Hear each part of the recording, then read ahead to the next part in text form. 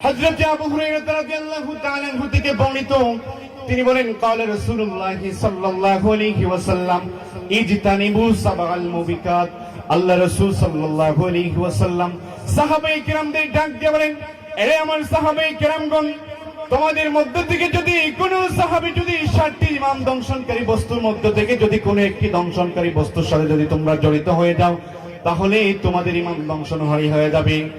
সাহাবায়ে কিরামগণ আরজ করেন, ক্বালু ইয়া রাসূলুল্লাহ সাল্লাল্লাহু আলাইহি ওয়াসাল্লাম ওয়া মা হুন্না। আল্লাহর রাসূল, সেই 60টি দংশনকারী বস্তুকে আমরা কি সেগুলো সম্পর্কে অবগত হতে পারি?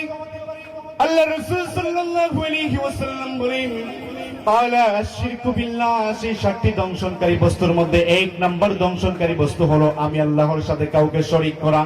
1 নাম্বার হলো আমি আল্লাহর সাথে কাউকে শরীক করা। আমার ভাইয়ের, আমার বন্ধুরা, আমার শরীক বলতে আমরা কি বুঝি? শরীক শব্দের অর্থ হচ্ছে অংশীদার স্থাপন করা। আল্লাহ সুবহানাহু ওয়া তাআলাকে এক এবং অদ্বিতীয় বলে বিশ্বাস স্থাপন করতে হবে।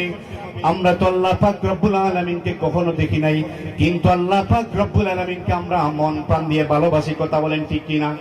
নাকি আমরা সবাই আল্লাহকে ভালোবাসি না? আমরা আল্লাহ পাক রব্বুল আলামিনকে কখনো দেখি নাই, কিন্তু আল্লাহকে আমরা ভালোবাসি। আল্লাহ সুবহানাহু ওয়া তাআলা এক এবং অদ্বিতীয় বলে বিশ্বাস স্থাপন করতে হবে। সাহাবায়ে কিরামগণ আরজ করেন, ইয়া রাসূলুল্লাহ, ইয়া হাবিবাল্লাহ, 2 নাম্বার ঈমান দংশনকারী বস্তু কি? আল্লাহ রাসূল সাল্লাল্লাহু আলাইহি ওয়াসাল্লাম বলেন, 2 নাম্বার ঈমান দংশনকারী বস্তু হলো ওয়াসসিহরুন, অর্থাৎ জাদু করা। কেমন জাদু আমাদের সমাজের মধ্যে দেখা যায় এখন? মানুষ এমন জাদু করেছে, জাদুর দ্বারা পরিবারকে দংশন করে ফেলে। কথা বলেন ঠিক কিনা?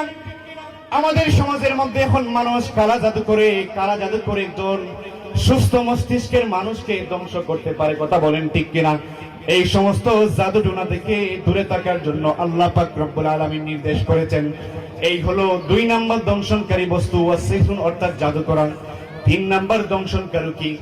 আল্লাহ রাসূল সাল্লাল্লাহু আলাইহি ওয়াসাল্লাম বলেন, 3 নাম্বার দংশনকারী বস্তু হলো ওয়াকাতলুন নাফসুল্লাতী হারামাল্লাহু ইল্লা বিল হক। আল্লাহ পাক রব্বুল আলামিন বলেন, ন্যায় সঙ্গতভাবে কাউকে অন্যায়ভাবে হত্যা করা, এটা হলো ঈমান দংশনকারী বস্তুর মধ্যে অন্যতম একটা দংশনকারী বস্তু।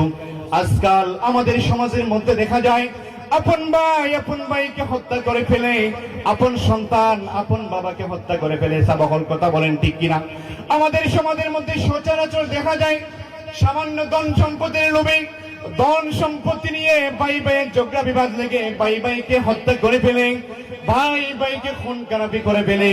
এই জন্য আল্লাহ পাক রব্বুল আলামিন ইসলামের মধ্যে কখনো মারামারি দাঙ্গা হাঙ্গামা পছন্দ করে নাই।